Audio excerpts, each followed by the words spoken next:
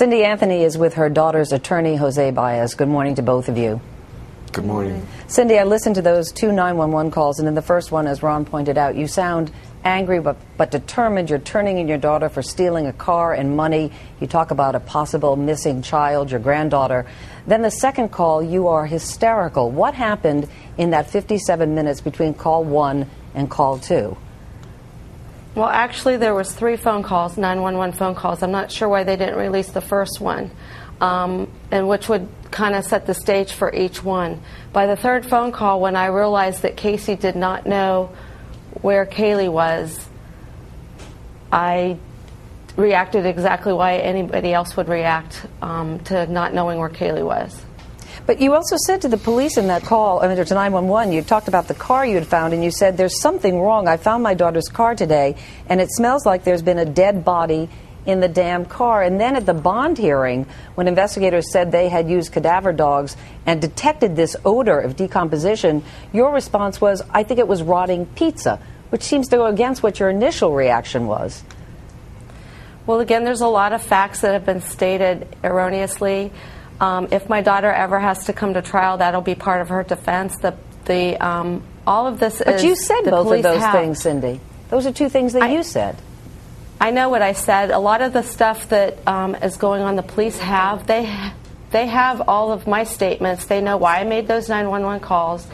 I'm not sure why they didn't release the first 911 call. In the second call, when Casey gets on the phone with the 911, the third call, when she gets on the phone to talk about the fact that her daughter is missing and has been missing for a month, she seemed eerily calm. You were hysterical. She seemed so calm. Did you talk to her about that?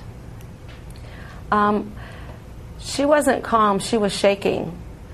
She was in shock. She had just admitted to my son, and I overheard, I didn't even have a chance to talk to her, I overheard her saying that she did not know where Kaylee was. I immediately called the authorities again. My son was talking to her. She was emotionally, she started out sitting on her bed and was on the floor shaking by the time I handed the phone to her. You know, Mr. Baez, if I could turn to you for a minute, I think one of the problems some people are having with this particular case is that it doesn't seem to add up, a lot of it. You have a child who's missing for a month and a mother who is not speaking to the police about it.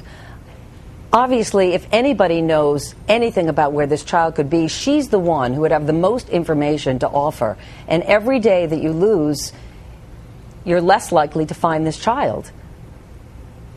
I think what people are doing is they seem to be misunderstanding the situation.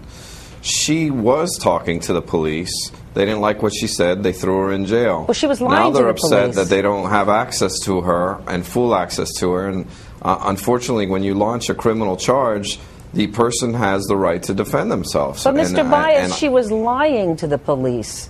She was obstructing the investigation.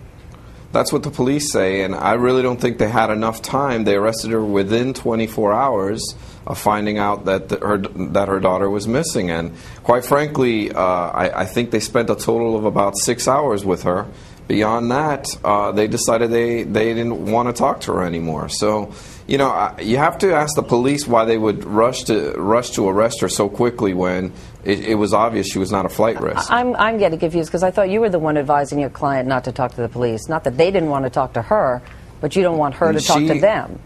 She never invoked her right to remain silent when questioned.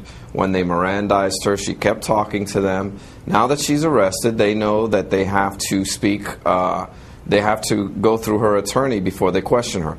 Now, they have not contacted me to specifically ask her any questions in regards to leads. Now, I want to be clear about something, and I think I've been clear about this ad nauseum.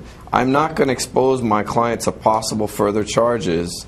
I will answer any questions that can help find Kaylee, and that's what my client has instructed me to do. All right, Cindy Anthony, Jose Baez.